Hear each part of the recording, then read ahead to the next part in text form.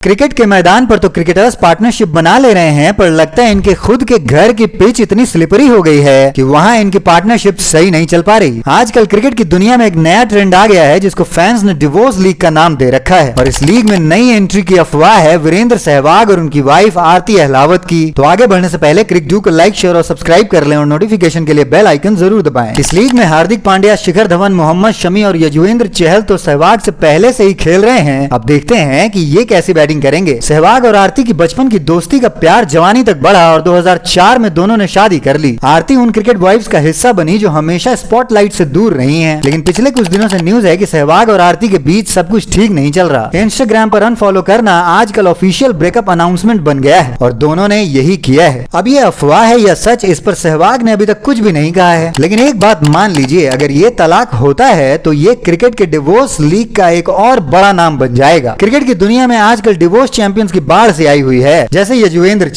चहल और धनश्री की शादी तो शुरू में एक ड्रीम वेडिंग लगती थी, लेकिन पिछले साल तलाक की अफवाह ने मीडिया को गर्म कर दिया। बाद में ऐसा लगा कि दोनों ने चीजें सुलझा ली, पर अब भी उनके रिश्ते को लेकर सवाल बने ही हुए हैं। वैसे धनश्री ने जितने सारे मर्दों से दोस्ती कर रखी है और जिस तरह से उनके साथ इंटीमेट पिक्चर्स खिंचवाती हैं, उससे तो लगता नहीं है कि मामला कुछ बनने वाला है। बिगड़ा ही समझो। इस लीग के दूसरे चैंपियन है शिखर धवन भाई साहब ने तो दरिया दिली दिखाते हुए एक डिवोर्सी और 2 बच्चों की मां आयशा मुखर्जी से शादी की थी, लेकिन अफसोस इस नेकी का सिला उन्हें अच्छा नहीं मिला। शादी की पिच पर उनकी पार्टनरशिप भी वीक ही निकली और वो तो नो बॉल पे ही क्लीन बोल्ड हो गए और अंपायर ने आउट भी दे दिया। आयशा मुखर्जी के साथ उनका डिवोर्स एक बड़े शॉक के रूप में सामने आया था। सोशल मीडिया पर उन्होंने अपने दुख का इजहार करते हुए कहा, जिंदगी के हर फेज में अकेले लड़ना सीख लिया है। हाँ भाई, ध्यान से नहीं खेलोगे तो गुगली पे गच्चा खाओगे ही। तीसरे हैं अपने हार्दिक पांड्या। हार्दिक भाई ने भी अपने शौक में डीजे वाले बाबू की बेबी नताशा स्टैंकोविक से शादी कर ली थी, पर शायद शादी के बाद समझ आया होगा कि ये बेबी तो सिर्फ डीजे पे ही सही लग रही थी,